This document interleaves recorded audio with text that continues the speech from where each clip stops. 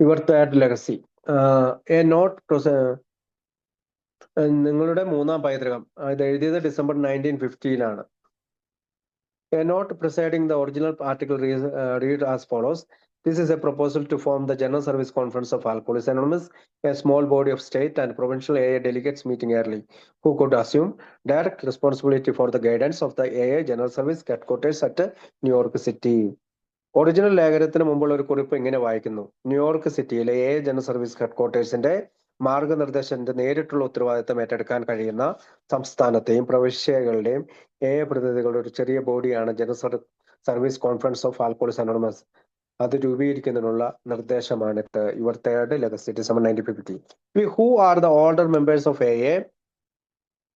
bequeath to you who are younger these three legacies, the tolls of recovery, the toll road traditions, and now the general service of Alcoholics Anonymous.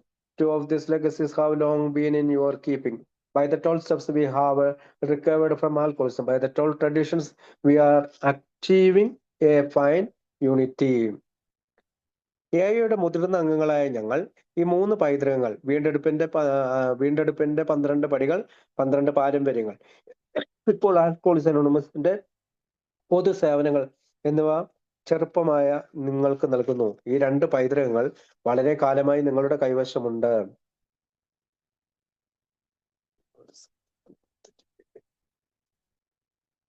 വളരെ കാലമായി നിങ്ങളുടെ കൈവശമുണ്ട്. ഈ 2 പൈതൃകങ്ങൾ വളരെ കാലമായി നിങ്ങൾ 12 പടികളിലൂടെ ഞങ്ങൾ മദ്യപാനത്തിൽ നിന്ന് കരകയറി 12 പാരമ്പര്യങ്ങളിൽ ഞങ്ങൾ ഒരു നല്ല ഐക്യം കൈവരിക്കുന്നു. Being somebody perishable, Dr. Bob and I now wish to deliver to the members of AA their third legacy. Since 1938, we and our friends have been holding it in trust. This legacy is the General Headquarters Service of Alcoholics Anonymous, the Alcoholic Foundation, the AA book, the AA Grapevine, and the AA General Service Office. These are the principal services which have enabled our society to function and to grow. എന്നെങ്കിലും നശിക്കുന്നതിൽ being someday perishable doctor ബോബാന്റെ, അതായത് നശിച്ചു പോകാൻ സാധ്യതയുള്ളതിനാൽ doctor ബോബും ഞാനും ഇപ്പോൾ അംഗങ്ങൾക്ക് അവരുടെ മൂന്നാം പൈതൃകം എത്തിക്കാനായിട്ട് ആഗ്രഹിക്കുന്നു. 1938 മുതൽ ഞങ്ങളും ഞങ്ങളുടെ സുഹൃത്തുക്കളും ഇത് വിശ്വാസത്തിൽ കാത്തു സൂക്ഷിക്കുന്നു. ഈ പൈതൃകം ആൽക്കഹോളിക്സ് അനോണിമസ്, ആൽക്കഹോളിക് ഫൗണ്ടേഷൻ, എയുടെ ആൽക്കഹോളിക്സ് അനോണിമസിന്റെ book, grape vine, general service office എന്നിവയുടെ പൊതു ആസ്ഥാന സേവനങ്ങളാണ്. ഞങ്ങളുടെ സൊസൈറ്റിയെ പ്രവർത്തിക്കാനും വളരാനും പ്രാപ്തമാക്കിയ പ്രധാന സേവനങ്ങൾ ഇവയാണ്. Acting on behalf of all, Dr. Bob and I ask that you, the members of AA, now assume guidance of this service and guard them well. The future growth, indeed the very survival of Alcoholics Anonymous, may one day depend on how prudently these arms of service are administered in years to come. എല്ലാവർക്കും വേണ്ടി പ്രവർത്തിക്കുന്ന doctor ബോബും ഞാനും നിങ്ങളോട്, അംഗങ്ങളോട് ഇപ്പോൾ ഈ സേവനങ്ങളുടെ മാർഗനിർദ്ദേശം ഏറ്റെടുക്കുകയും അവയെ നന്നായി സംരക്ഷിക്കുകയും സുരക്ഷിതമായി സംരക്ഷിക്കുകയും ചെയ്യണമെന്ന് ആവശ്യപ്പെടുന്നു. ആൽക്കഹോളിക്സ് അനോണിമസിന്റെ ഭാവി വളർച്ച തീർച്ചയായും അതിന്റെ അതിജീവനം വരും വർഷങ്ങളിൽ സേവന ആയുധങ്ങൾ എത്ര വിവേകത്തോടെ കൈകാര്യം ചെയ്യപ്പെടുന്നു എന്നതിനെ ആശ്രയിച്ചിരിക്കും.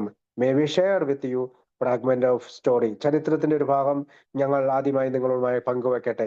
12 years ago, family aided by great friends, Dr. Bob and I established a headquarters for our then obscure fellowship.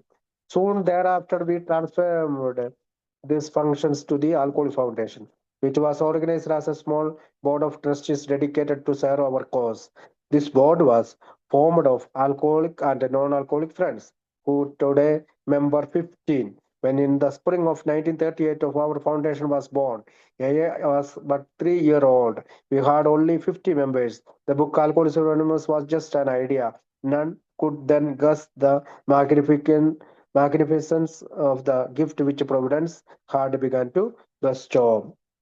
ഈ ഒരു ചരിത്രത്തിന്റെ ഭാഗം ഞാൻ നിങ്ങളുമായിട്ട് പങ്കുവെക്കട്ടെ. 12 വർഷം മുമ്പ് ഞങ്ങൾ വലിയ സുഹൃത്തുക്കളുടെ ഊഷ്മളമായ സഹായത്താൽ ഡോക്ടർ ബോബ് ഞാനും ഞങ്ങളുടെ അന്നത്തെ അവ്യക്തമായ കൂട്ടായ്മയ്ക്കായി ഒരു ആസ്ഥാനം സ്ഥാപിച്ചു. താമസിയാതെ ഞങ്ങൾ ഈ ചടങ്ങ് ആൽക്കഹോളിക് ഫൗണ്ടേഷനിലേക്ക് മാറ്റി. അത് ഞങ്ങളുടെ സേവനത്തിനായി സമർപ്പിച്ചിരുന്ന ഒരു ചെറിയ ബോർഡ് ഓഫ് ട്രസ്റ്റിയായി സംഘടിപ്പിച്ചു. മദ്യപാനികളും മദ്യപാനികളല്ലാത്ത സുഹൃത്തുക്കളും ചേർന്നാണ് ഈ ബോർഡ് രൂപീകരിച്ചത്. അവർ ഇന്ന് 15 പേരുണ്ട്. 1938 വസന്തകാലത്ത് ഞങ്ങളുടെ ഫൗണ്ടേഷൻ ജനിച്ചപ്പോൾ എക്ക് വെറും 3 വയസ്സായിരുന്നു. ഞങ്ങൾക്ക് 50 അംഗങ്ങൾ മാത്രമേ ഉണ്ടായിരുന്നുള്ളൂ. ആൽക്കോളിക്സ് അനോണിമസ് എന്ന പുസ്തകം വെറും ഒരു ആശയം മാത്രമായിരുന്നു.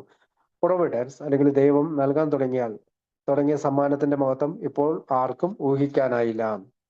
In the 12 years since, those 50 early members have spawned 1,20,000 more. 1,20,000 more.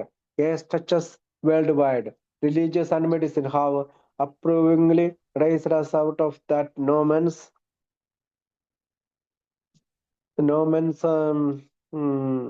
religion, no man's land where we once founded between them. We have no enemies. Our friends are beyond count.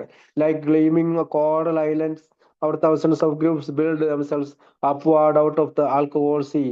What a God-given miraculous circumstances. അതിനുശേഷമുള്ള 12 വർഷത്തിനുള്ളിൽ ആ 50 ആദ്യകാല അംഗങ്ങളിൽ നിന്ന് 1,20,000 കൂടുതൽ അംഗങ്ങൾ ജനിച്ചു.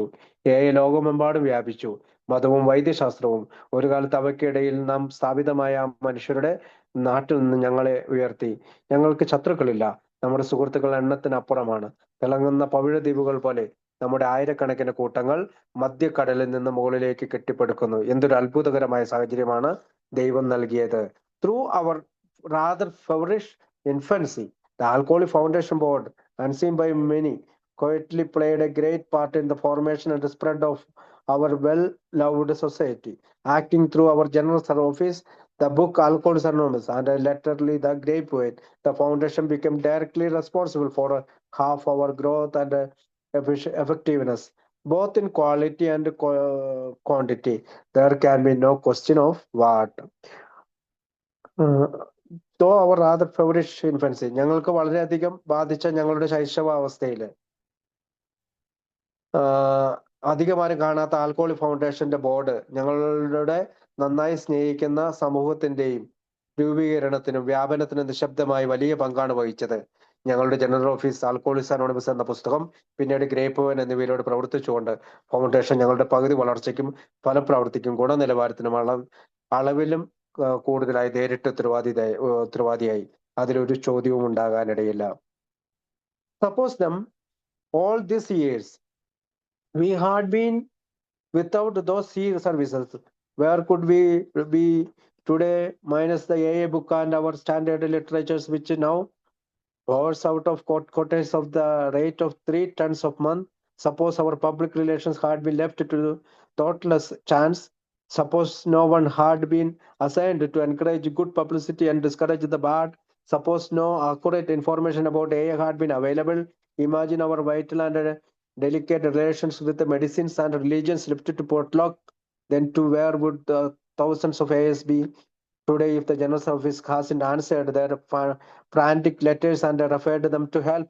Our New York office received and answered 28,000 letters of all kinds of last year. Or in what shape would hundreds of distance a group now be if that office hadn't started then by mail or direct travelers to them? How could we have manager without a word group directory? What about those foreign groups in 28 countries clamoring for translations, proven experience and encouragement? Would we be publishing the AA book at Oslo, Norway and London, England? What of those lone members of high sea or in far corners of the earth, those prisoners, those asylum inmates, those veterans in service or in hospitals? Where might we one day if we never had the AA grapevine or mirror of AA life and a principal form of written expression? How grateful we are for those secretaries and those volunteer editors and those friendly trustees who have stood sentinel all these years our principal affairs. Without all these things, where would we be? You must have guessed it. We had be nowhere but that sure. അപ്പോൾ ഈ വർഷങ്ങളിലെല്ലാം ഞങ്ങൾ ആ സേവനങ്ങൾ ഇല്ലാതെ ഇരുന്നുവെന്ന് കരുതുക. ആസ്ഥാനത്ത് നിന്ന് പ്രതിമാസം 3 ടൺ എന്ന നിരക്കിൽ ഒഴുകുന്ന AA ബുക്കുകളും നമ്മുടെ നിലവാരമുള്ള സാഹിത്യവും ഇല്ലെങ്കിൽ ഇന്ന് നമ്മൾ എവിടെയായിരിക്കും? നമ്മുടെ പബ്ലിക് റിലേഷൻസ് ചിന്താശൂന്യമായ അവസരത്തിന് വിട്ടുകൊടുത്തുവെന്ന് കരുതുക. നല്ല പബ്ലിസിറ്റി പ്രോത്സാഹിപ്പിക്കാനും മോശമായതിനെ നിരുത്സാഹപ്പെടുത്താനും ആരെയും നിയോഗിച്ചിട്ടില്ലെന്ന് കരുതുക. എഐയെ കുറിച്ച് കൃത്യമായ വിവരങ്ങളൊന്നും ലഭ്യമില്ലെന്ന് കരുതുക. വൈദ്യശാസ്ത്രവുമായും മതവുമായുള്ള നമ്മുടെ സുപ്രധാനവും അതിലോലവുമായ ബന്ധങ്ങൾ വിഡ്ഢിത്തത്തിന് വിട്ടുകൊടുക്കുന്നത് സങ്കല്പിക്കുക. പിന്നെയും ജനറൽ ഓഫീസ് അവരുടെ ഭ്രാന്തമായ കത്തുകൾക്ക് അല്ലെങ്കിൽ വളരെയധികം ഉദ്യോഗജനകമായി എഴുതുന്ന കത്തുകൾക്ക് ഉത്തരം നൽകുകയും അവരെ സഹായിക്കാൻ റെഫർ ചെയ്യുകയും ചെയ്തില്ലെങ്കിൽ ആയിരക്കണക്കിന് എഐകൾ ഇന്ന് എവിടെയായിരിക്കും? ഞങ്ങളുടെ ന്യൂയോർക്ക് ഓഫീസിന് കഴിഞ്ഞ വർഷം മാത്രം ഇത്തരത്തിലുള്ള 28,000 കത്തുകൾ ലഭിക്കുകയും മാത്രം 28,000 കത്തുകൾക്ക് ഉത്തരം നൽകുകയും ചെയ്തു. അല്ലെങ്കിൽ നൂറുകണക്കിന് വിദൂര എ ഗ്രൂപ്പുകൾ തപാൽ വഴിയോ യാത്രക്കാരെ അവരിലേക്ക് നയിക്കുകയോ ചെയ്തില്ലെങ്കിൽ ഇപ്പോൾ ഏത് രൂപത്തിലായിരിക്കും? ഒരു ലോക ഗ്രൂപ്പ് ഡയറക്ടറി ഇല്ലാതെ നമുക്ക് എങ്ങനെ കൈകാര്യം ചെയ്യാനാകും? വിവർത്തനത്തിനും തെളിയിക്കപ്പെട്ട അനുഭവത്തിനും പ്രോത്സാഹനത്തിനും വേണ്ടി മുറവിളി കൂട്ടുന്ന 28 രാജ്യങ്ങളിലെ ആ വിദേശ ഗ്രൂപ്പുകളെ സംബന്ധിച്ച് ഞങ്ങൾ എ ബുക്ക് പ്രസിദ്ധീകരിക്കുമോ? ഓസ്ലോ, നോർവേ, ലണ്ടൻ, ഇംഗ്ലണ്ട് അങ്ങനെ ഉയർന്ന കടലുകളിലോ ഭൂമിയുടെ വിദൂര കോണുകളിലുള്ള ഏക അംഗങ്ങളായ ആളുകൾ എന്തു ചെയ്യും? തടവുകാർ, അഭയാർത്ഥികൾ, സേവനത്തിലോ ആശുപത്രിയിലോ ഉള്ള വിമുക്ത ഭടന്മാർ എന്നിവരുടെ കാര്യം നിങ്ങൾ കണക്ക് കൂട്ടിയിട്ടുണ്ടോ? ജീവിതത്തിന്റെ കണ്ണാടിയും രേഖാമൂലമുള്ള ആവിഷ്കാരത്തിന്റെ പ്രധാന ഫോറവുമായിട്ടുള്ള ഗ്രഹിപ്പുവാൻ ഒരിക്കലും ഇല്ലെങ്കിൽ ഒരു ദിവസം നമ്മൾ എവിടെയായിരിക്കും? ഞങ്ങളുടെ പ്രധാന കാര്യങ്ങളിൽ ഈ വർഷങ്ങളിലെല്ലാം കാവൽ നിൽക്കുന്ന ആ സെക്രട്ടറിമാർക്കും ആ സന്നദ്ധ എഡിറ്റർമാർക്കും സൗഹൃദ ട്രസ്റ്റുകൾക്കും ഞങ്ങൾ എത്രമാത്രം നന്ദിയുള്ളവരാണ്. ഇതെല്ലാം ഇല്ലെങ്കിൽ നമ്മൾ എവിടെയായിരിക്കും? നിങ്ങൾ അത് ഊഹിച്ചിരിക്കണം. ഞങ്ങൾ എവിടെയും ഇല്ലായിരുന്നു, അത് ഉറപ്പാണ്. നമ്മൾക്ക് എവിടെയും എത്തിക്കഴിയാൻ കഴിയില്ലെന്ന് അത് ഉറപ്പാണ്. So it is by the steps we have recovered, by the traditions we have unified, and by our headquarters service we have been able to function as a society. അങ്ങനെയാണ് നമ്മൾ വീണ്ടെടുക്കുന്നതിനായി നാം നമ്മുടെ 12 പടികൾ തെരഞ്ഞെടുത്തു. നാം ഏകീകരിക്കാനായി, നാം ഒന്നിച്ചു പോകാനായി പാരമ്പര്യങ്ങളാൽ ഞങ്ങളുടെ ഹെഡ്ക്വാർട്ടേഴ്സ് സേവനങ്ങളുടെ സൊസൈറ്റിയായി പ്രവർത്തിക്കാൻ ഞങ്ങൾക്ക് കഴിഞ്ഞത്. Yet some may still say, എന്നിട്ടും ചിലർ ഇപ്പോഴും പറഞ്ഞേക്കാം, of course the foundation should go on, തീർച്ചയായും ഫൗണ്ടേഷൻ മുന്നോട്ട് പോകണം. Certainly we'll pay that small expense, but why can't we leave its conduct to Dr. Bob and Bill and their friends, the trustees? We always have. Why do they now bother us with such business? Let's keep a simple. Good questions this, but today the answers are quite different than they once were. Let's face these facts. അപ്പൊ ചിലരിങ്ങനെ പറഞ്ഞേക്കാം, തീർച്ചയായും ഫൗണ്ടേഷൻ മുന്നോട്ട് പോകണം, തീർച്ചയായും ആ ചെറിയ ചെലവ് ഞങ്ങൾ നൽകും. പക്ഷെ എന്തുകൊണ്ടാണ്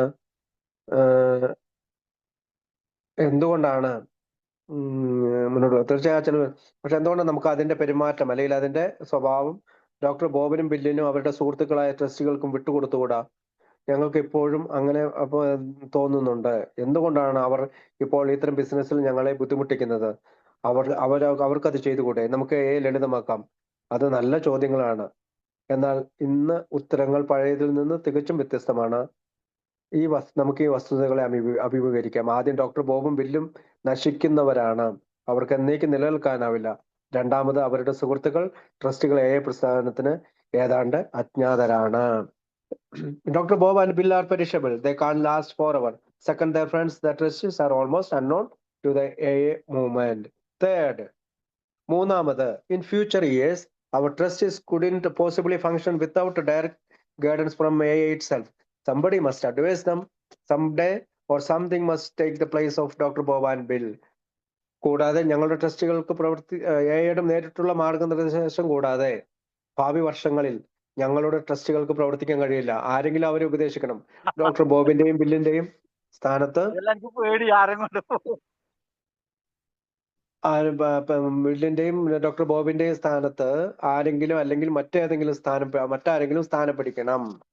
Fifth, clearly then, unless the foundation is firmly anchored through state and provincial representatives to the moment it serves, a headquarters breakdown will someday be inevitable when its old timers vanish. As isolated foundation couldn't survive one grave mistake or serious controversy, any storm could blow it down. Its revival wouldn't be simple. Possibly it could never be revived, still isolated. There would be no means of doing that. Like a fine car without a gasoline, it would be helpless.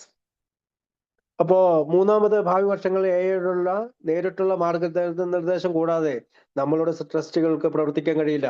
ആരെങ്കിലും അവരെ ഉപദേശിക്കണം. Doctor ബോബിന്റെയും ബില്ലിന്റെ സ്ഥാനത്ത് ആരെങ്കിലും അല്ലെങ്കിൽ മറ്റാരെങ്കിലും ആ സ്ഥാനം ഏറ്റെടുക്കണം. നാലാമത്തേത് ആൽക്കോളിക്സ് അനോണിമസ് അതിന്റെ ശൈശാവസ്ഥയിലേക്ക് പുറത്താണ്. അത് വളർന്നിരിക്കുന്നു. ഇപ്പോൾ പ്രായപൂർത്തിയായിരിക്കുന്നു. സ്വന്തം ആസ്ഥാനത്തിന്റെ നേരിട്ടുള്ള ഉത്തരവാദിത്തം ഏറ്റെടുക്കാനുള്ള പൂർണ്ണമായ അവകാശം അതിന്റെ വ്യക്തമായ ജോലിയും അതിനുണ്ട്. അഞ്ചാമത് വ്യക്തമായും അപ്പോൾ സംസ്ഥാന പ്രവിശ്യ പ്രതിനിധികൾ മുഖേന അത് സേവിക്കുന്ന പ്രസ്ഥാനത്തിലേക്ക് ഫൗണ്ടേഷൻ ദൃഢമായി നങ്കൂരമിട്ടില്ലെങ്കിൽ ആ സ്ഥാനത്തിന്റെ തകർച്ച എന്നെങ്കിലും അനിവാര്യമായിരിക്കും. Fifth, clearly then, unless the foundation is firmly anchored through state and provincial representatives to the movement it serves, a cut-quarters breakdown will someday be inevitable. When its all time has vanished, an isolated foundation couldn't survive. One grave mistake or serious controversy, any storm could blow it down. Its revival wouldn't be simple. Possibly it could never be revived. Its still isolated would be like a fine car without gasoline. It would be helpless. അപ്പോ അഞ്ചാമത്തെ കാര്യം വ്യക്തമായും ഇപ്പോൾ സംസ്ഥാനത്തും പ്രവിശ്യ പ്രതിനിധികളും അല്ലെങ്കിൽ ഓരോ ഏരിയയിലെ പ്രതിനിധികൾ മുഖേന അത് സേവിക്കുന്ന പ്രസ്ഥാനത്തിലേക്ക് ഫൗണ്ടേഷൻ ദൃഢമായി നങ്കൂരമിട്ടില്ലെങ്കിൽ ആ സ്ഥാനത്തിന്റെ തകർച്ച എന്തെങ്കിലും അനിവാര്യമായിരിക്കും. അതിന്റെ പഴയ കാലമായപ്പോൾ ഒറ്റപ്പെട്ട ഈ ഫൗണ്ടേഷന് ഗുരുതരമായ ഒരു തെറ്റിനെയോ ഗുരുതരമായ വിവാദത്തെയോ അതിജീവിക്കാൻ കഴിഞ്ഞിട്ടില്ല. ഏത് കൊടുങ്കാറ്റും അതിനെ തകർത്തു പോയേക്കാം. അതിന്റെ പുനരുജ്ജീവനം അത്ര എളുപ്പമായിരിക്കില്ല, ലളിതമായിരിക്കില്ല. ഒരുപക്ഷെ അത് ഒരിക്കലും പുനരുജ്ജീവിപ്പിക്കാൻ കഴിയില്ല.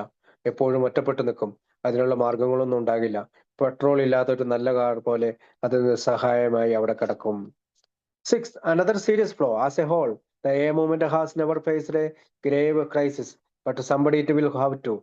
Human affairs being what they are, we can't expect it to remain untouched by the hour of serious trouble, with direct support unavailable, with no reliable cross-section of AI opinion. How could our remote justice handle a hazardous emergency? This gaping opponent in our present setup could positively guarantee a debacle. Confidence in the foundations would be lost. AS would everywhere say, by whose authority do the trustees speak for us? And how do they know they are right? With the AI service lifeline tangled and served, what then might happen to the millions who don't know? Thousands would continue to suffer on or die because we had forgotten the virtue of prudence. This should be not to come to pass. ആറാമത് മറ്റൊരു ഗുരുതരമായ പിഴവ്. മൊത്തത്തിൽ AI പ്രസ്ഥാനം ഒരിക്കലും ഗുരുതരമായ പ്രതിസന്ധി നേരിട്ടിട്ടില്ല. പക്ഷെ എന്തെങ്കിലും അത് ചെയ്യേണ്ടി വരും. മാനുഷിക കാര്യങ്ങൾ എന്താണെന്നിരിക്കെ ഗുരുതരമായ പ്രശ്നങ്ങളുടെ മണിക്കൂറിൽ സ്പർശിക്കാതെ തുടരുമെന്ന് നമുക്ക് പ്രതീക്ഷിക്കാനാവില്ല. കാരണം ഇതിനുള്ളിലെല്ലാം മനുഷ്യരാണുള്ളത്. നേരിട്ടുള്ള പിന്തുണ ലഭ്യമല്ലാത്തതിനാൽ AI അഭിപ്രായത്തിന്റെ വിശ്വസനീയമായ സെക്ഷൻ ഇല്ലാതെ ഞങ്ങളുടെ റിമോട്ടിൽ അല്ലെങ്കിൽ ദൂരെയുള്ള ട്രസ്റ്റുകൾക്ക് എങ്ങനെയാണ് അപകടകരമായ ഒരു അടിയന്തരാവസ്ഥ കൈകാര്യം ചെയ്യാൻ കഴിയുക? ഞങ്ങളുടെ നിലവിലെ സജ്ജീകരണത്തിലെ ഈ വിടവ് ഓപ്പൺ എൻഡ് എന്ന ഒരു പരാജയത്തിന് അനുകൂലമായി ഉറപ്പ് നൽകും. ഫൗണ്ടേഷനിലുള്ള വിശ്വാസം നഷ്ടപ്പെടും. AI എല്ലായിടത്തും പറയും, ആരുടെ അധികാരത്തിലാണ് ട്രസ്റ്റുകൾ ഞങ്ങൾക്ക് വേണ്ടി സംസാരിക്കുന്നത്? അവർ ശരിയാണെന്ന് അവർക്ക് എങ്ങനെ അറിയാം? AI സേവന ലൈഫ് ലൈനുകൾ കുഴഞ്ഞു മറിഞ്ഞു വിച്ഛേദിക്കപ്പെട്ടതിനാൽ അറിയാത്ത ദശലക്ഷക്കണക്കിന് ആളുകൾക്ക് എന്ത് സംഭവിക്കും? വിവേകത്തിന്റെ ഗുണം നാം മറന്നതിനാൽ ആയിരങ്ങൾ കഷ്ടപ്പെടുകയോ മരിക്കുകയോ ചെയ്യും. ഇത് സംഭവിക്കാൻ പാടില്ല. That is why the trustees, Dr. Bob and I now propose the General Service Conference of Alcoholics Anonymous. That is why we urgently need your direct help. Our principal service must go on living. We think the General Service Conference of Alcoholics Anonymous can be the agency to make that certain. അതുകൊണ്ടാണ് ട്രസ്റ്റിമാരായ doctor ബോബും ഞാനും ഇപ്പോൾ ആൽക്കോളിക്സ് അനോണിമസിന്റെ general service conference നിർദ്ദേശിക്കുന്നത്. അതുകൊണ്ടാണ് ഞങ്ങൾക്ക് നിങ്ങളുടെ നേരിട്ടുള്ള സഹായം അടിയന്തരമായി ആവശ്യമുള്ളത്. ഞങ്ങളുടെ പ്രധാന സേവനങ്ങൾ ജീവിക്കണം. ആൽക്കോളിക്സ് അനോണിമസ് ജനറൽ സർവീസ് കോൺഫറൻസ് അത് അർപ്പിക്കുന്നതിനുള്ള ഏജൻസി ആകുമെന്ന് ഞങ്ങൾ കരുതുന്നു. അതുകൊണ്ടാണ് നമ്മൾ എല്ലാ വർഷവും എല്ലാ രാജ്യങ്ങളിലും ആൽക്കോളിക്സ് അനോണിമസിന്റെ ജനറൽ സർവീസ് കോൺഫറൻസ് നടത്തുന്നത്. Thank you.